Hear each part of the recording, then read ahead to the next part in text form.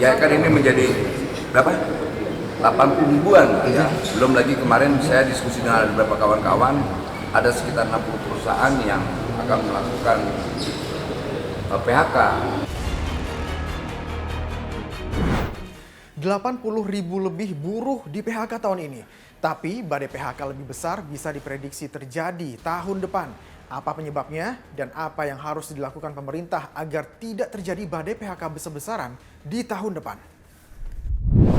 80 ribuan ya. Belum lagi kemarin saya diskusi dengan beberapa kawan-kawan, ada sekitar 60 perusahaan yang akan melakukan PHK, dan ini kan mengerikan sekali gitu loh. Nah makanya memang ada beberapa kritikan soal sumber dari masalah ini ya kawan-kawan yang memberi masukan ke saya, entah itu pengusaha, entah itu kawan-kawan serikat pekerja. Dia bilang bahwa sumbernya itu adalah Permendak nomor 8, lalu meringankan yang namanya impor bahan jadi. Wakil Menteri Tenaga Kerja bilang salah satu penyebab banyaknya PHK karena ada peraturan Menteri Perdagangan nomor 8 tahun 2024 yang mengatur kebijakan impor. Peraturan 1297 halaman Permendak ini banjir kritik karena mengatur relaksasi perizinan impor untuk barang modal tidak baru, bahan baku, bahan penolong, barang konsumsi, barang jadi, dan barang tertentu. Peraturan ini juga menghapus syarat pertimbangan teknis dari Kementerian Perindustrian untuk impor barang elektronik, obat tradisional dan suplemen kesehatan, kosmetik dan perbekalan rumah tangga, alas kaki, pakaian jadi dan aksesorinya, dan dalam bentuk tas. Tadinya, Permendak ini dibuat untuk mempercepat masuknya barang impor dan memperlancar proses perdagangan. Tapi ternyata menurut Kementerian Tenaga Kerja menimbulkan masalah. Sekarang Kementerian Tenaga Kerja meminta Permendak nomor 8 tahun 2024 ini direvisi. Kalau kata ekonom, penyebab badai PHK nggak cuma soal Permendak nomor 8 tahun 2024, tapi ada banyak faktor.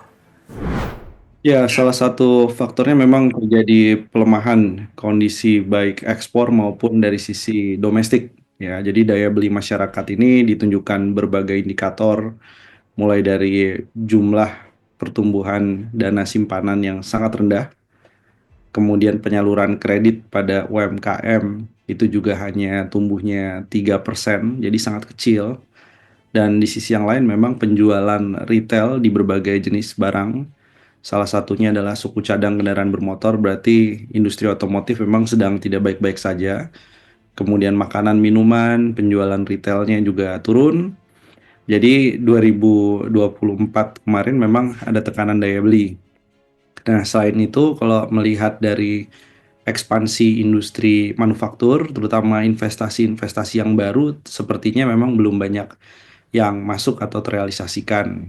Jadi ya, investasi yang existing atau industri yang existing itu justru banyak yang tertekan, dan salah satu tekanan yang paling besar memang berasal dari impor barang konsumsi yang masuknya deras sekali ya.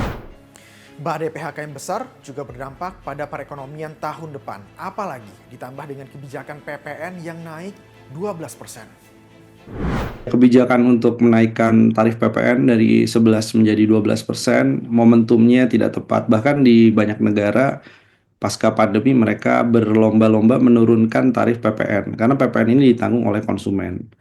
Dengan PPN di Indonesia yang menjadi 12% per Januari 2025, imbasnya tentu sangat luas. Tidak hanya pada bahan-bahan kebutuhan pokok meskipun dikecualikan, tapi BBM-nya, kendaraan bermotornya itu menjadi objek dari PPN 12%.